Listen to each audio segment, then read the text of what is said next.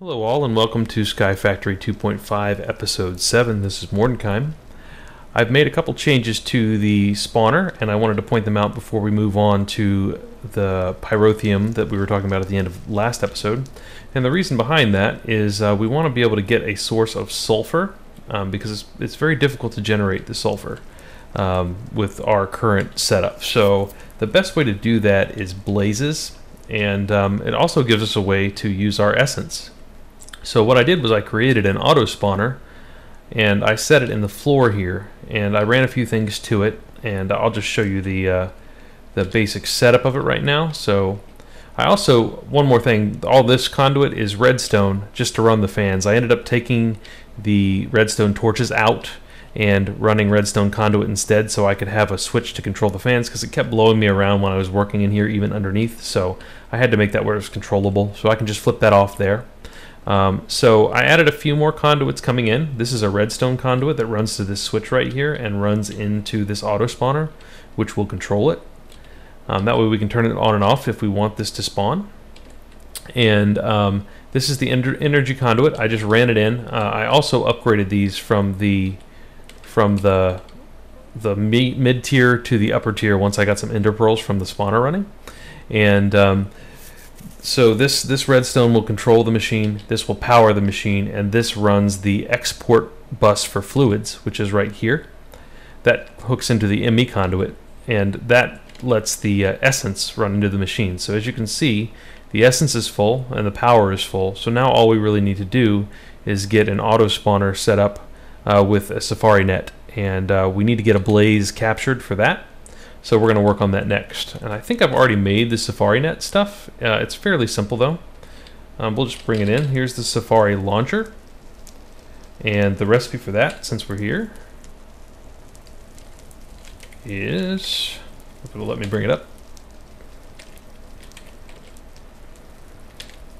Let me see. Maybe I can get it this way. So the recipe for that is very simple. It's gunpowder, glowstone, iron, redstone, and plastic sheets. Nothing new. So we did that, and then we've also got our safari net, which is just for ender pearls around a gas tier. So we can get the gas tier from sifting soul sand, and we can get the ender pearl from our spawner we just built. So that gives us the capability to capture a blaze to spawn in this auto spawner. And just to show you the auto spawner recipe, it's also pretty simple, but since we made one, we'll go over it. Magma creams, which we can get with all sorts of different slimes and blaze powder. So that works pretty well, and I believe it even works with glue or rubber. But I had some slimes from the mob spawner, so that's what I got that from. And the rest of it is very simple. Another wort comes from soul sand and everything else we've done before. So let's go ahead and go through the process of capturing a blaze. I've got a couple safari nets like I said, so let's grab those into our inventory.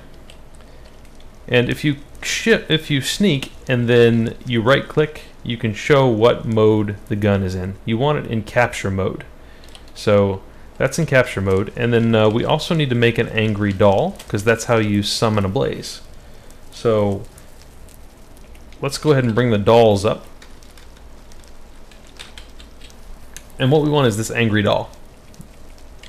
So we're going to go here, and to make an angry doll, you need a precious doll. So let's get a precious doll, which is just either an emerald or a diamond over 4 or 5 clay in this X pattern. And I'll go ahead and use an emerald because I have more of those. We'll drop that in the box, and then the angry doll uses a bunch of nether stuff.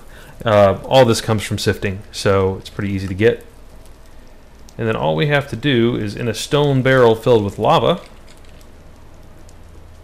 you drop him in, and you can see that it's summoning. As long as it's a stone barrel, it won't explode. There are some rumors that these things will explode, and they will if it's a wood barrel. But on a stone barrel, it's fine. I haven't seen it explode yet. So we're going to let that summon, which it takes a little bit of time. Alright, here he comes. And we got him. First shot. So that gives us the blaze that we need. And we'll go over here and set it into the auto spawner. So all we have to do is take our reusable net, put them in there. and we've got a blaze ready to go. So all we have to do to get those to spawn now that we've got power, essence, and we've got our blaze in there, is flip the switch. And we should get blazes to spawn. Just a minute for the work to click down. Let's see how the work's doing. There we go. I hear him. There he is. And then that will take him out. So what that does is that gives us a good income of blaze rods, and that makes it where we can... The reason we want blaze rods is if you look up sulfur, and it's this version, there's a 15% from coal, so that takes a very long time to get, but blaze rods give you a 50% chance. So 1 and 2 will give you some sulfur, and you use that for pyrotheum dust. Not sure if I can find it, but I can just type it in down here. And that's what we're going to use to generate the pyrotheum we need downstairs. So now that we've got that set up, I'm going to get some time to gather these things and get some pyrotheum gathered, and we'll get started on the moving of the power downstairs. Alright, we're back, and we've got everything we need now for the pyrotheum. I've got some dust down here, and I've been generating more. But in order to create the pyrotheum, all you have to do is go to your magma crucible and insert your pyrotheum dust, and it will start generating it. Now, I've added some tanks to the bottom, which goes down into our room, and that's just to make it accessible for this. And what I'm going to do is I'm going to create like a little 9x9, or I guess 3x3, 9 total setup to show you what it's going to look like, and then after that I'm going to probably take it off camera. So I've run cobblestone down from upstairs. This is temporary. I'm going to end up making this ME fed, but for now this is how we're going to make it work, just to make this make it work now. There's a couple things I want to put in place in the ME system before we can use that for cobble. So what we're going to do is we're just going to take our tank here and grab our pyrotheum from it, drop it in the corner, and as long as you've got a too high wall next to it, it shouldn't catch anything on fire. And then we're going to put our crucibles above it. So there's our crucible. And I'm going to go ahead and do that 9 times.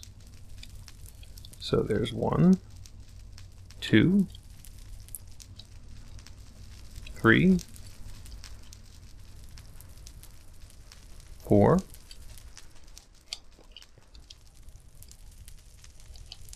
5, 6, 7, 8, 9. You know what, I'm going to go ahead and finish this wall out just to make sure that nothing looks weird.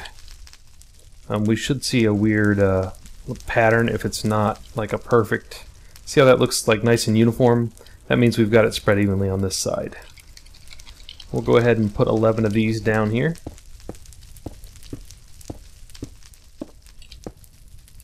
So we've got 11 of those, and now we'll take our item conduits and put them across the top.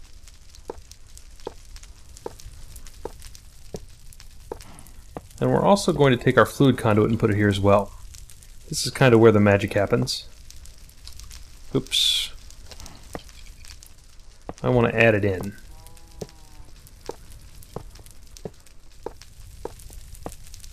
And then what we want to do is we want to edit these and make sure that item mode is in insert and fluid mode is in extract. And we're going to do that down the line. Insert, extract.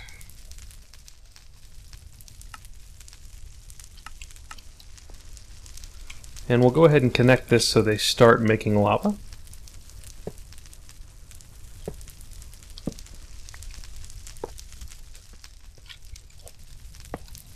And the ones that have got insert, you can see they've already inserted them in, and they're making lava very fast.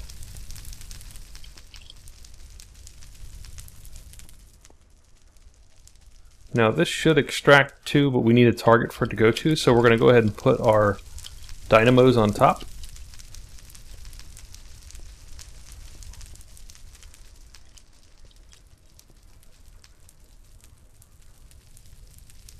And actually, it's probably filling down here. So let's go ahead and fix these. Insert, extract,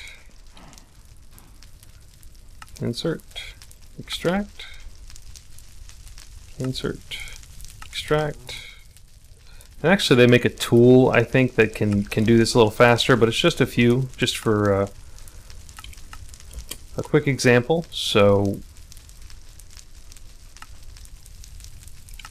I'm going to go ahead and do them manually.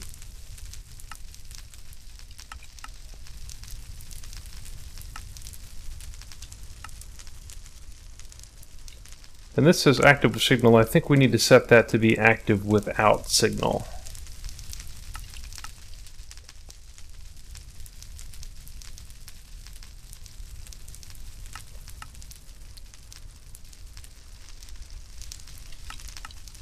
And that'll start filling it up, and these are starting to generate power.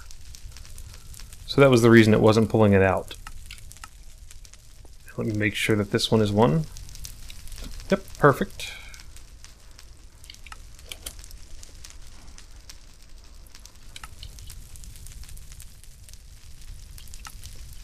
So what we're going to do is we're going to duplicate this row 10 more times, and of course we're going to do that off camera. But let's go ahead and put these here.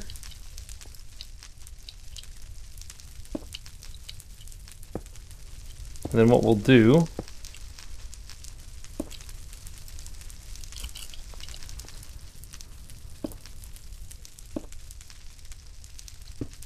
I'm one short in my inventory, but I've got plenty of these made, so we'll get more of those there. And then on top of that, if I can get up top, let me get a cobblestone for now.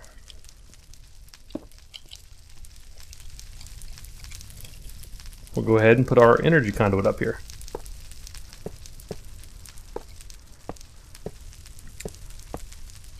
So what this will allow us to do is we can come in here and ultimately I'm going to augment these to up their speed, up their energy output, and then I'm also going to up their fuel efficiency. And hopefully we'll be able to, once we get through all of this, have a nice big bank of power here. And we'll probably put some capacitors on it as well. But this is going to be our basic setup. And I'm going to duplicate this out multiple times to have this entire area be a big lava generating pool. And it's working well as it is, and it looks like we're still filling up dynamos, so that will take a little bit to catch up, but that's basically how it's going to work. I'll go ahead and get this continued off camera, so this is a room full of these, and we'll be back once that's done. Okay, we're back, and as you can see we have quite a bit of power set up. I've left a gap between these magmatic dynamos because I still need to be able to get to these machines to upgrade them, and I want to upgrade them to level 3 before I actually call it done, but I need some more resources for that. As you can see here, the recipe for the level 1 augmentation is just some copper, transmission coil, and redstone, so pretty simple. It was really just waiting for the redstone. That took a while. And then the level 2 is similar, except for there's some silver and some glowstone, which is actually easier to get. Redstone seems to be the limiting factor right now. But so I've got all of these machines upgraded to level 2, and I've got them hooked into our power grid here, and that is providing us with quite a bit of power. So there have been some changes and some moving, but we'll talk about those in a minute. I also set up a water cooler over here, which has absolutely no function, but it was the leftover pyrotheum, so I thought it made a cool touch to the room. I don't really need the pyrotheum for anything else, so I just kind of left it there. And I've got my cobble here coming in from our ME system. So, and then the item duct is coming out of that and feeding in to our entire bank of item duct that is feeding into the crucibles. So it's a layer of pyrotheum and a layer of crucibles like we just showed, and then we've got item duct and fluid duct coming to each one, and I've got this grid set up all the way through. And it's all interconnected and creating a ton of stuff. Plus we've also got a few new features here. This is a level emitter from ME, and this is to just track how much lava is coming in because I'm tapping into this to pull lava into the ME system. And I have this set up to where it adds 128,000 millibuckets or 128 buckets of lava that is sitting in our ME system ready to use. That way I can pull it in and do everything we need to do. Let's equip a wrench, and I will show you the conduit behind this. We have an ME channel coming down here. This is a regular ME conduit coming off of our dense conduit, which is upstairs, and I'll show where that comes in.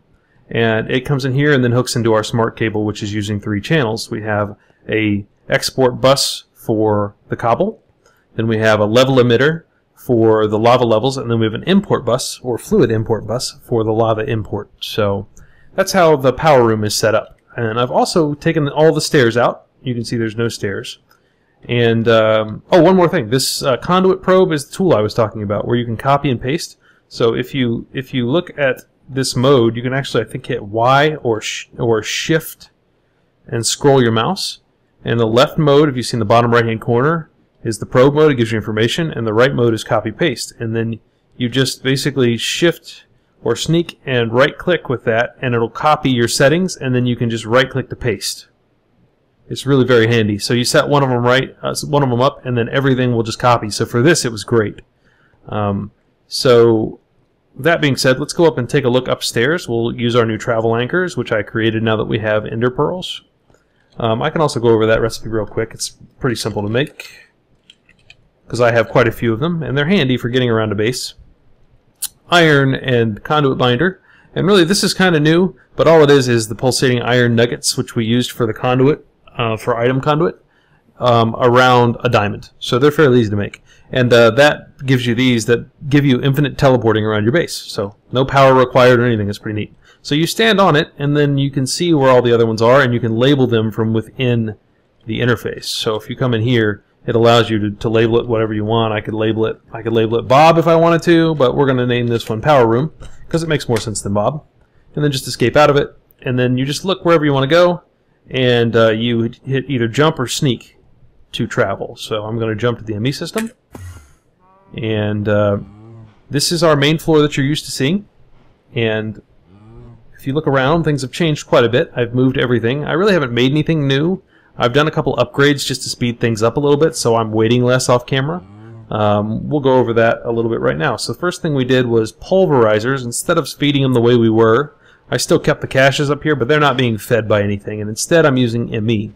So I have an ME export bus that's set up to send cobblestone in, and then an import bus which just imports whatever this thing grinds up. So it just kind of grinds up, and as it does, it'll pull it in. And as you can see, I also did the augments to upgrade the speed.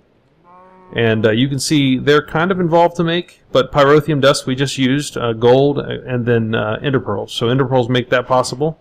The second level is bronze and gold, which is just an alloy, more pyrotheum. And then the first level is very simple, with just bronze around redstone, or around a redstone coil, and then redstone.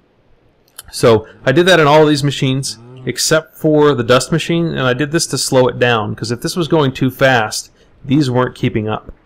And I did the same thing here with level emitters. I've got a gravel level emitter on this one to keep 512 in the system.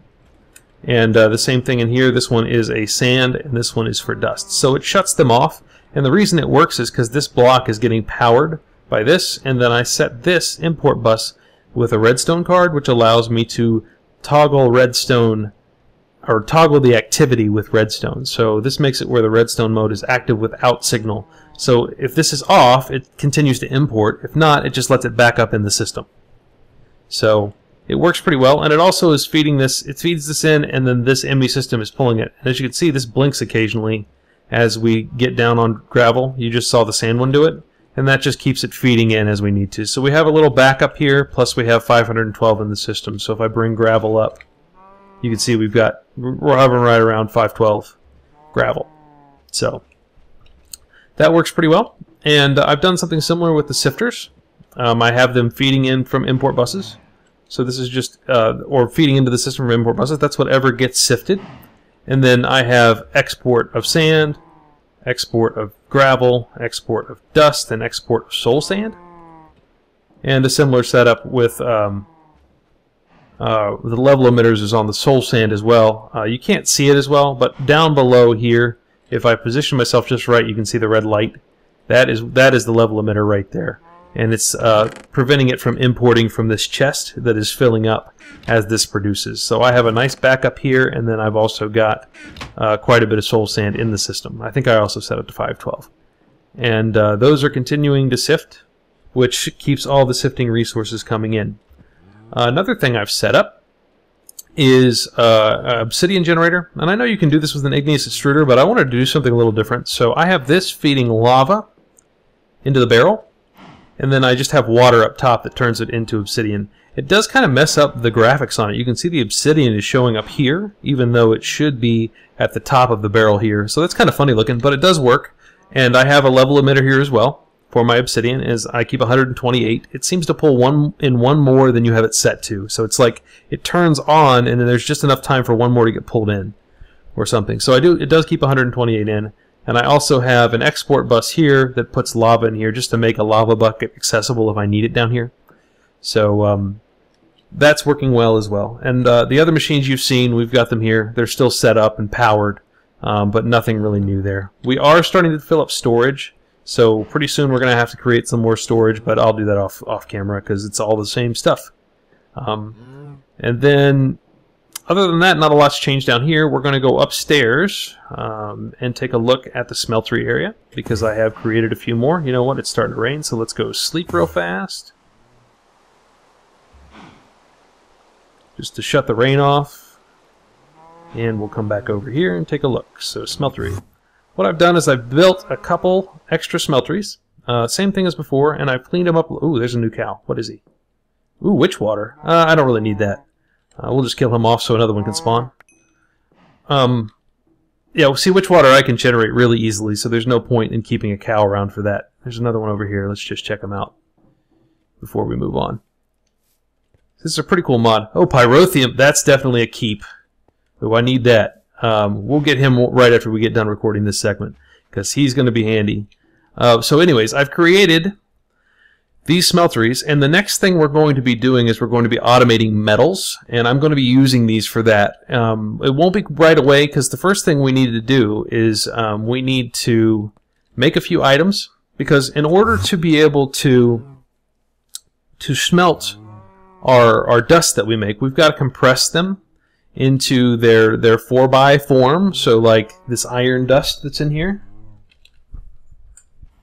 we would have to go, you know, we take our powdered iron ore and we make the dust out of it. We've done it before. This can be smelted in a smeltery, but these cannot. So they have to be taken in that way. So what we're going to end up doing for that is make what they call an auto compressor, which is fairly simple to make. So if I put compressor in here, here's the auto compressor recipe. I need a block of iron and 4 iron ingots and a crafting table. And I'm going to need like 4 of these. They should be easy to make. So I'm going to make 12 crafting tables. And one good thing about the system is it's really sped up the amount of time it takes. So for crafting, everything's all in one place, and I can just bring it in automatically, and it makes it real simple to craft. So what I'm going to do, and I'm not going to do this right now, we're going to probably break to do this, is I'm going to set up these auto compressors where these sieves will feed into them, and then we're going to have to output them into the compressor before we bring them into the ME system. So that's what we're going to be using these for, and we also need to power these, which we've already got conduit here for that. And the other thing we're going to need is a slice and splice, because what it's used for is making Z logic controllers, and there's a reason behind that. So these compressors will only take items that can compress, but if you look, let me bring up one of the, so if I bring up this recipe, oh, let's make it where I don't have to type. If I bring up this recipe for powdered iron ore, if I can get it to go, let's just type it. If I spelled it right, and I bring up, sure, that'll work. If I bring up that recipe, there are some things in this that don't compress. Like gunpowder does not compress, and skystone dust does not compress. So those are going to be extra items that are hanging out in our system. So what we want to do is we want to take those and filter them out to the side. But to do that, we're going to need item filtering. And in the case of sand, there are about 8 items that you'll have to filter out, and basic item filters only allow up to 6 or maybe even 5. So we're going to need advanced item filters. So let me type in advanced here. Item. There we go. Advanced item filters require this Z logic controller, which we can't make right now. You need a slice and splice to make that. So we're going to make a slice and splice real quick, and then we will get started on this part. So let's take a look at that recipe. One thing it needs is it needs solarium, which is actually fairly easy to make. It's gold and soul sand. Well, we just happen to have those handy. So soul sand, and we'll make enough of this. We'll just let it cook. So a couple or a half a stack of that, and that'll get together real fast. And then the other things we need, we're going to need 5 of those, a head, shears, and an iron axe. Pretty easy to make. Shears are ready, guaranteed, and iron axe ready. And a machine chassis. I think I have everything I need for that too. So that's in there, and then once we get our solarium, which will be in this chest, put that in there, and slice. That should be everything we need. I know I've got a head in there of some kind. There's our slice and splice. So I'm going to set that down here. It's powering up. I wonder if I have any capacitors made. I do have a double layer capacitor. These are just machine upgrades. You use them in all the recipes, but it's also nice because it ups the speed. And it looks like I need an axe and a shear for that. So let's say axe. And let's see if I can get... We'll just use diamond ones.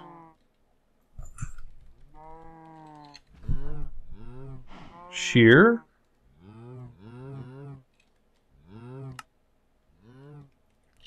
And we'll put those in place. I know it uses those. And then we will talk about the Z logic, which takes a head, a couple silicon, and solarium. So let's see if we have a head. I'm sure we do. Silicon. And ultimately I'd like to get this set up to where it's feeding in from the system. But for now, we'll just have to do it the hard way. And just redstone. There's some redstone. Okay, we got this ready to go. I wonder if from here it'll let me auto craft that. That would be really nice. Doesn't look like it. So we'll take a head up top. It looks like solarium on both sides, silicon on both sides, and a redstone. And that should give me a controller. So we use that for the advanced item filters, and that makes it where I might actually have everything together for that. That makes it where we can, we can filter more items out when it gets to be time to set up the compressors. So I'm going to take this stuff off camera, and I'm going to get this shifted around where I've got these feeding into compressors and then out of compressors into the ME system, and I'll be back to show you that setup. Alright, we're back, and I've got one little update before the end of the episode here now that we've got everything placed. Here is the final setup for the sifters. There's only 3 here, and they're just to do the 3 main ex nihilo metal sifting. I've got my soul sand moved over here because I don't really care to compress that coming out. So here's the way it works. I've got dust coming in here, and you can see as it does that, it pulls it down into this item duct system down here, and I've got it all the way underneath. You can kind of see it, but the way I've got it set up is I've got the chest hooked to the sieve and also to the compressor. So if you look here, bring my Yeta wrench, you can see that we've got a whitelist here, and these are all the things that won't compress, and this is sending this to the chest. And then on the top of the chest I have an import bus, which will take everything straight into the ME system if it is not compressible. And if it's compressible, it pulls it in to the compressor. And as these come in, they will then auto compress. Let's see if we can catch one doing it. It really depends on timing and all that, because it may or may not come in. But as they come here, there we go, it just compressed into a bone meal bag, and then that gets sucked into the ME system through the import bus. So we used our advanced item filter with the sand. I already showed you that one. You need more items than just 5, and the basic item filter is on the other side, because I don't need as many for dust. There's only 3 things that won't compress with dust. And then since the gravel one has nothing that won't compress, it sends everything here. So you can see how that works. There, that just compressed a coal block. Sometimes this backs up a little bit because there's enough things within gravel that it will fill this up. There's actually a couple more items, but as these filter out, those come right in, and it keeps up fine. So you get a little backup here, but it's not enough to completely fill it up. So works pretty well, and then gets pulled back in. So that's basically that. That sets us up where we can start with metal automations. So next time we will start with integrating that into the smelteries and compressing that further into metal blocks. Thanks for tuning in, and we will see you next time.